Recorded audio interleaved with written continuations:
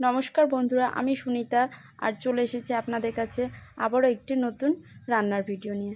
তো দেখতেই পাচ্ছ এখানে সবজি কাটা বাছা হচ্ছে। মা পুঁই শাক বানাচ্ছে, মেশানো সবজি করবে, পুঁই শাকের ঘন্ট। তো দেখতে থাকো। পুঁইগুলো আমাদের গাছের, সকালে কেটে আনা হলো। সবজি বানা প্রায় শেষের দিকেই। সবজি বানা হলে বেশ ভালো করে বেশি করে জলে সবজিগুলো ধুয়ে নিতে হবে। দেখতেই পাচ্ছ।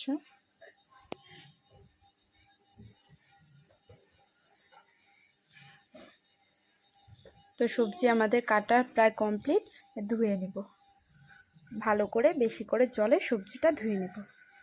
তো সবজি ধোয়া আমাদের হয়ে গেছে।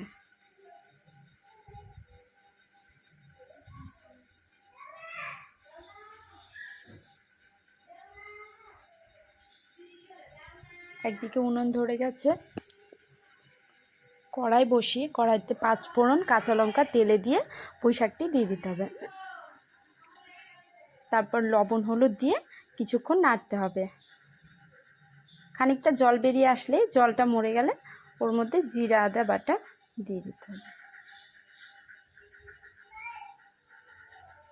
তো দেখতেই পাচ্ছ এখানে পাটাতে জিরে আদা বাটা হচ্ছে।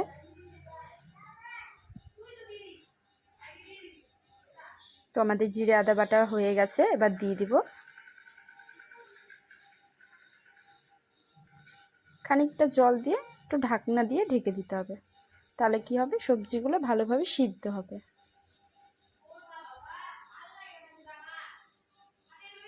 ঢাকনা খুলে কিছুক্ষণ নাড়তে হবে।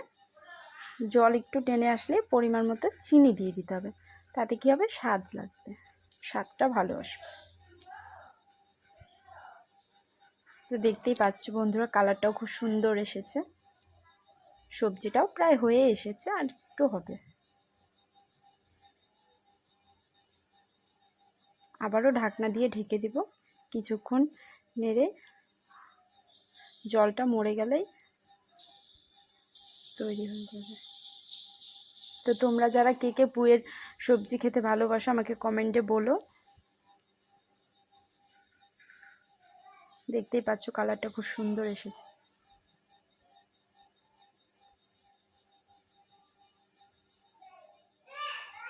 তো আমাদের পুঁইয়ের ঘন্ট রেডি, নামিয়ে নিলেই হয়ে যাবে।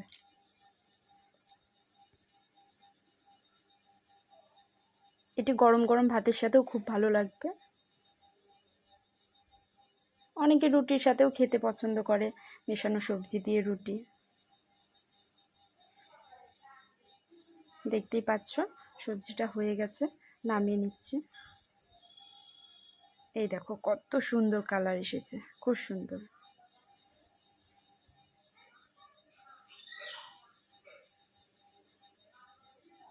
একদম গরম গরম ভাতের সাথে যা লাগবে। তো দেখতেই পাচ্ছ হয়ে গেছে আমাদের সবজিটা। এই যে ভাতের সাথে সবজি রেডি,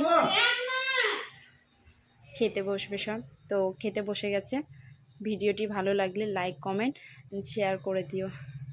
ওকে, টাটা।